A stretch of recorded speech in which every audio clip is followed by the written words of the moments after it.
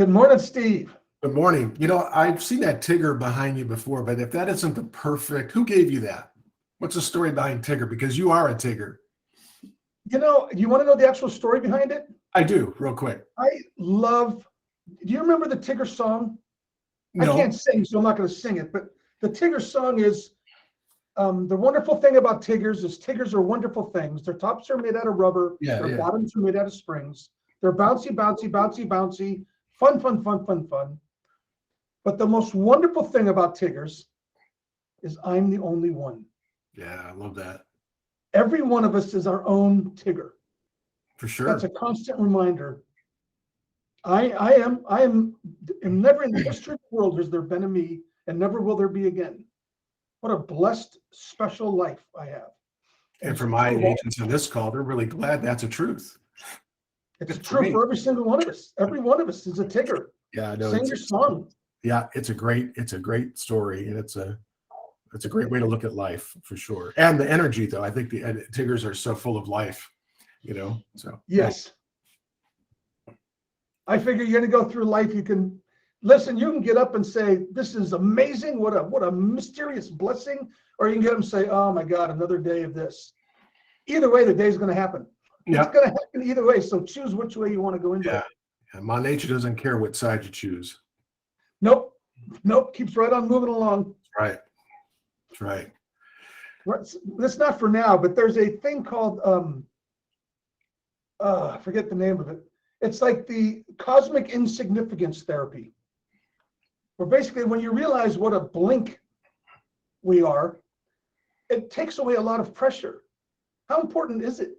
We're trying to do all these things, and it's a blink. You got to enjoy what you're doing. For sure. Yeah, it's. I'm not saying every day. I think our species takes itself too seriously, to be honest. Oh my God, yes. A lot of navel gazing. All you got to do is look at the world today and what's going on. It's by the grace of the heavens above, we find ourselves just fortunate to either have found this land as our birthplace or to have had parents who have found their way here to give us an opportunity to live in a country that provides us, for all of its flaws, still, I think, arguably one of the best ways of life on this globe. So I just say, with all that's going on in Ukraine, if we have anybody listening or if we have anyone serving over there in some way, friends, family, we're thinking of you. And let's hope that conflict gets resolved soon. So I'd like to welcome you all this morning to the world of geopolitical philosophy. Just what we seem to be doing so far. Actually, we had a topic today, Steve. We did. You had a great idea. What was our topic for today? Well, I thought we would talk about the pros and cons of farming, both geographical, your centers of influence and how you manage that. But I guess I'd really like to drill down more on the geographic farm, because I live in a community, as most of you know. I live in Carlsbad. I live in Aviara. And there are only two agents. We've been here for a long time. And there are only two agents that consistently farm, and yet they are probably, I haven't pulled their numbers, but I know for a fact one of them's number one market share, so I don't even need to pull it, the numbers in my market. And they consistently, of all the agents that have sold properties in the community, they're the only two that consistently farm. So I thought we would talk about, the lessons I learned when I was new from my broker, and probably what you've learned in running a very successful team. What are the do's and don'ts? I mean, should you look at a farm today? Are they still relevant? And what are some of the key things that you need to be paying attention to make sure you don't make the wrong decision on a farm where you're led by your own personal desires, or what you may live in a community and that might not be the right farm, even if you live there. Right. So we want to talk about that, I think, or I thought we would share some ideas. You're cutting right to the heart of it. Is it relevant? Is it what you want it to be, or do you look at the numbers first? I'm curious, while we're discussing it, if people would put in the comments, if you have a geo farm right now, if you consistently work a geo farm, I'd love to see how many people in here are doing that. You can just put in the comments. Yeah, just by way of a thumbs up, or just a yes, why. So here's my 40,000 foot view. A farm is, first of all, I would consider it old school, right? But it's never been out of style. A farm is a pension in real estate. It always works if you work it right, but it's a long payoff. Yeah, it doesn't produce immediate results, although it can. It absolutely can. But yeah, but generally speaking, you're looking at a 12 to 16-month investment before you start establishing the relationships you need to have. I agree. And 3 years plus before you really start reaping long-term benefits that we know come from a farm. Right. Well, I look at a farm at kind of the way I look at Compass stock. I'm buying Compass stock. From time to time, people say to me, the stock's down. Don't care. I didn't buy it because I expected some return in 6 months. I'm going to look at it in 6 years. A farm is a lot like that. If you don't start it, you'll never get that benefit 6 years from now. But on the other hand, if you start it right now because you need business, you're going to be putting a lot of time and effort into something that doesn't return business right away. So is it an either or? Well, I think you have, yeah, I don't know. I think you're looking to make sure that I think the mistake agents make is they lead with their heart and not with revenue. They lead with their ambitions and not with their head. And so a lot of these decisions can be very emotional. And I think as an entrepreneur in real estate, you always want to lead with revenue, not expense. And so if you're going to have a farm, it's important to know how you can do that so that you're not setting yourself up for a financial drain that starts to put pressure on you, and you tap out before you've reaped the benefits of everything you've done to a certain point, which is another thing I see. So you've made this investment for 8 to 9 months and you figure, I just can't continue with this cadence. And then you tap out and the conversation, well, farming, it doesn't work. So yeah. So. Amen. Right. If you're not committed, and I tell agents, hey, look, we need to have 12 to 18 months of this budget, of this plan ready. Otherwise, you're going to go 6 or 8 months and say, I've spent all this money and it doesn't work, and quit. And now you're right. You've just wasted 6 to 8 months of time and marketing money. And it wasn't supposed to work that quickly. Yeah. And so what are farms? Why a geographic farm? I think if I could just grab the football here for a second, I think it's people hire people they know and people they trust and people they're in flow with. So the easiest way for any agent, and those of us who've launched our careers know that we've probably, most of us disproportionately got our first few deals from people that knew us, that wanted to help us grow. But that well only runs so deep. And even in farming it's not who you know, it's who they know. So you want to have a strategic cadence to work your centers of influence or your sphere of influence. But beyond that, if you're going to dream big and you don't want to be a secret agent, right? Only agents and only the people that know what you do, you're going to have to open your eyes to this concept of how do I create a celebrity status for myself of sorts so that when people think of real estate in this community, I'm on the radar, right? So that's why farming matters. I mean, that's the why behind the what. It's just not about trying to win a popularity contest, which is essentially what farming is, but it's about an investment in your future so that you can start to get people tapping on you when they're thinking of selling, and you're off of this phone aerobics prospecting thing that no agent I've ever met likes to do. Right. I agree with that completely. It's repeatable business. You're generating a repeatable business machine. And like any true business, it takes time to create. Yeah. And it's a business that can be measured too, Sean, right? I mean, like if you're going to, yeah. Thank you. Segue. I was going to go right to numbers. For those, and I'm Anchor in here said I decided not to go down the farm route to start with as a new agent, which I completely understand. We have to make certain choices based on our resources, and a farm is a long-term play. The way a farm works is the law of large numbers. That's the first thing you have to know. We have to have enough farm and be consistent enough that it'll pay off. And we know how it'll pay off if you're getting over those numbers. So I always preach the rule of fives. A farm has to be a minimum of 500 homes, or we're not having enough homes to truly get the law of large numbers working our way. It has to be at least 500,000 in price, given what we're going to spend. And here's the key: it has to be over 5% conversion, 6 or higher minimum. Yeah, I agree with that last part. Absolutely. you have to know that it's 6 or better, somewhere in there for you to Well, see. in case anybody doesn't know, explain what that means, that That conversion means number. that at any given moment in the farm area, 6% of its occupants are moving. I mean, you have that velocity in the market. And so, you know, we're going to want to talk about that in a second too, Sean, because agents could leave here today and try to look for a farm, and you're not going to see that velocity because of COVID, because of new interest rates being so low. You have people kind of screwing their feet down a little bit. So you're going to want to look, and I'll just take the opportunity. You want to look at the historical, maybe go back 5 to even 8 years on a particular farm as you're doing your due diligence to see, okay, what are the trends for this community? You don't go out today and think that the data you're going to look at is going to give you a proper picture on that community. It's It's just not. a 12-month look back. Yeah, we're dealing with something unprecedented. So let's get that on the table. And that speaks directly to something else you said. Oftentimes we lead with our heart. Well, I live here and I love my neighbors. Yep. And there's 300 homes and it has a 3% conversion rate.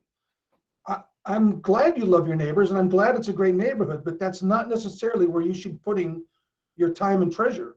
Just mathematically, from a business point of view, we have to lead with revenue. We have to look at in that situation, Sean, you would be best served to move those relations into your sphere of influence and work that network that way, not a geographical farm. And over time, you can slide in there. But initially, and I think, I'm going to go back to just another point you made, which I absolutely agree with in a general sense. But I think when you're picking your first farm, my recommendation would be that it's about 250 to 450 homes. Because what you want to do is, okay, what farm am I going to pick? Ideally, it's a farm that's not gated. It's a farm I can walk. Right? It's a farm I can get belly to belly with people and really start to establish my brand. And if you bite off too big a chunk, you're just not going to effectively manage that at first. So I would just say that if you're new to this, start a little bit smaller. Try to pick a farm if you can that's between 250 homes and 450 homes. So you have enough there, Sean, so you can get that conversion, but you can start to work the key aspects of what an effective farm is. Let me ask you this, Sean, and the people on the call. How many of you have received a farming piece but have never, ever heard from that agent or even met that agent? And you'll remember it's working, right? Like you know who they are. I just named a couple 2 in my community. Well, I didn't name them by name. It would be Alan Shaffron and Brian Lincoln, excuse me. Those guys are the 2 swinging bats in here. I've never heard from them or a member of their team personally. They never knocked on my door. They've never called me. Yet it's still effective. So I'm with you. There's a couple questions and comments that we need to bring in. And some of this next, and before they disappear off the screen. One, what you're talking about, the lower number, and I'm surprised you didn't just go to $499 to tweak my nose and stand under my 500. But I get what you're saying. And Liz came in and said the same thing in a different way. You got to look at your budget. Yeah.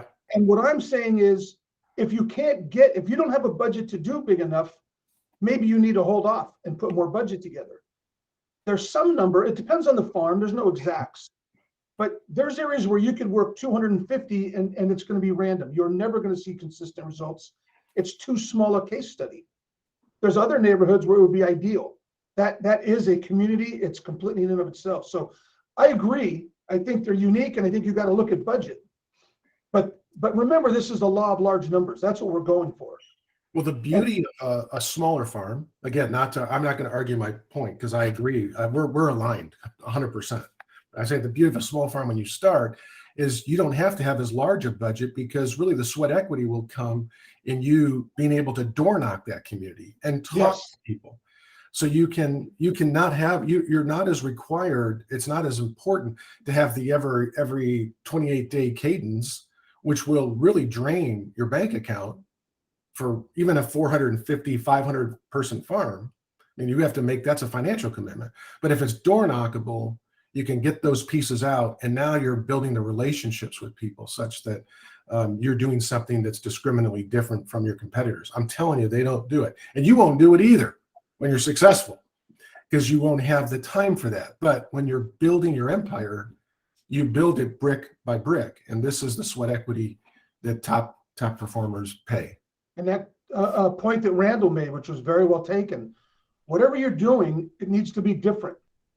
People buy why, not what. So you need to differentiate yourself, and you need to do it more than, if all we're doing is mailing, then it's just a mailer. You might as well be doing demographic farms. You're doing mails. If you're not door knocking, and if you're not rising above the noise, that's the hardest part on the budget. First 3 months, 4 months, I would say you need to hit them 2 to 3 times a month. You need to rise above the noise so they actually know who you are and start recognizing your name as they're passing that postcard from one hand to the trash can, which is fine. As long as they saw your name, it reinforces, but you've got to get to a point where they recognize that name. That's the consistency. Right. A couple of the questions came up I wanted us to hit real quick. Wayne asked, what about agents who have a considerable market share in a particular area? Amen. Should we farm there? If the conversion rate is there, yes. But you want to look for 2 things, Wayne. Is it a competitor who's in your same brokerage, which I would run to that, because that brand, their success under your same flag creates an opportunity. If it's a broker on a competitor, it gives you a talking point as a point of comparison. But you have to be prepared for one thing. When most strong farming agents see someone just like a wolf coming into their territory, they will fire back. They will normally up their marketing to try to squash your message, and so you have to be prepared for that. And that's why picking a farm that is door knockable is so important. They're not doing that, and that's where you get them. But yes, Guaranteed, right? Yeah. Well, they're not, because they're too big. You're building something, so this is your advantage. This is your kryptonite against them. Yeah. And I would add, if some other agent really owns a farm, the answer is not no. Oh, that's off limits. But it's like anything else. Prepare to go to battle. You need more resources, a bigger treasure chest, because you're going against someone who's got a foothold, and you're going to have to rise above them. And let's be honest, he or she is, they've had time. And you're not going to outspend them, Sean. So if this isn't a battle you're going to take up in your pocketbook, it's going to be your person. It's going to be you, the person, that's going to sweat equity. A sweat equity. You aren't going out. You will not outmatch somebody unless you've got deep pockets to engage in that way. But yeah, look. I just want to make one last comment, Sean, and then we can move. Most people on the call, we're in real estate, so we like serving people, or we say, I like people. I love being around people. My question is, when you think about this, is there enough evidence to convict you of that? If I were to come in and investigate what you're doing to grow your business or to build your business, would there be enough evidence to convict you of being a people person? You're not asking me particularly. You're looking at door knocking and go, I like what he was talking about right up to that point, because I don't like door knocking. Okay, well. Right. Then what exactly are you doing? You have to know who you are before you embark, because there's a lot of different ways to be good in real estate. The key is to go down the path that suits you best. I mean, well, I'm going to leave it there. You need to go down your path. We're talking about farms right now. Yeah. And I don't want to leave Wayne. Was it Wayne? No, John asked a great question about conversion rates, which I actually misunderstood at first. There's 2 different answers I'd like to share. Sure, go for it. The conversion rate we were talking about is, if you look over the last 4 years, how many homes have sold, how many homes are there, and divide by 4, so you know what the yearly conversion. It's how many homes per year sell out of the total amount. But do it more than 12-month look back. Do a 4-year look back and divide by 4 to get an annualized number. There you go. But here's the other question. What is our conversion, our lead conversion at a farm? And this is what I want to share with you guys some numbers again to think about. Yeah. Let's assume we found a good farm that had a 7% conversion, which in our market would be pretty good right now. You can expect, if you put in the work, after a year, you might have a 20% market share, which isn't very high. With a farm, eventually we want to be looking at 60, 70, maybe 80, Steve, 80% market share after years and years of farming. But if you had a 20%, I'd say you did a hell of a job that first year. Amen. Well, 20% of 7% is 1.4%. In other words, when you're taking on a farm, let's make it easy. Let's say there's 1,000 homes in that farm. I would expect to get close to 14 transactions. After mailing and door knocking 1,000 homes 2 to 3 times a month for most of that year. So you calculate those costs, the return is there. I guarantee the return's there, but it's a big budget to get those 14 transactions. Start out with a 1.4% conversion ideal when you're doing your calculations. That would be my suggestion. Awesome advice. So here's a different way to look at this. I'll just throw one out that we don't talk about much. I call them mini farms. I've heard a couple of people call them micro farms. We take on a listing that we like, price range we like, and area we like. And if you're doing the things we talk about, you're going to spend the next 5 or 6 weeks really going hard and heavy in that area. 150 homes around that listing. We're going to be hitting them every single day leading up to our huge open house. We're going to be sending them seller letters and just into escrow, and you guys know the drill.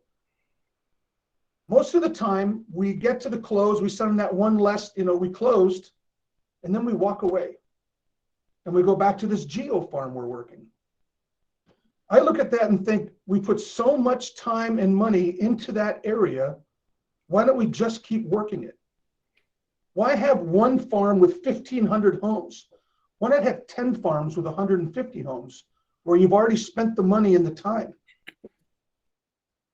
Mini farms is a variation of a geo farm that almost makes more sense to me because you're circle prospecting the heck out of that area to begin with.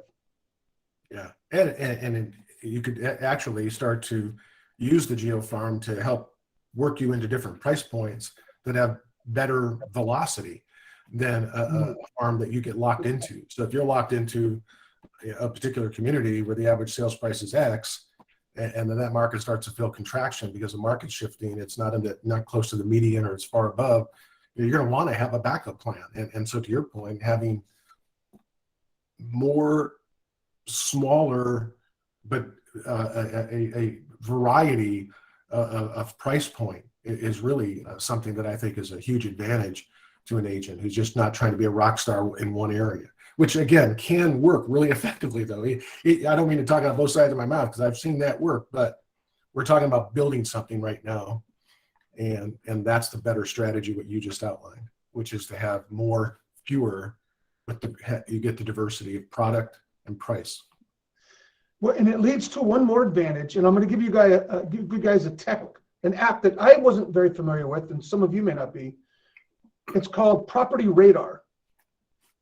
When you're able to narrow down, listen, in our day and age, right, we have to market very much to the individual. This is the Amazon world. When I go on Amazon, it tells me what I want to buy before I even know I wanted to buy it. That's what people are used to now. So when you send out a generic newsletter, once a month you can get away with that. The rest of the time, people aren't interested anymore. They want to know about them. Why are you talking to me? Well, when you get down to those small 150, 100, whatever that, and then you go do something like Property Radar, which gives you a lot of information on every homeowner, way beyond what you can get from title. You can start actually talking to a community. And at that level, they tend to have a personality. I mean, that's small enough that it is truly a community. And if you can speak to them like you know them, like it's a community you understand, it goes back to what Steve said in the beginning. We're going to get more rock star, better rapport. Yeah. We're going to reach them faster, which is what I'd like to see. I want to see us get conversion faster, even in a farm, because we need it. Well, I think you hit on something too, because if you're going to go face to face with folks and you have a life truth is that people who we perceive to know more than us influence us.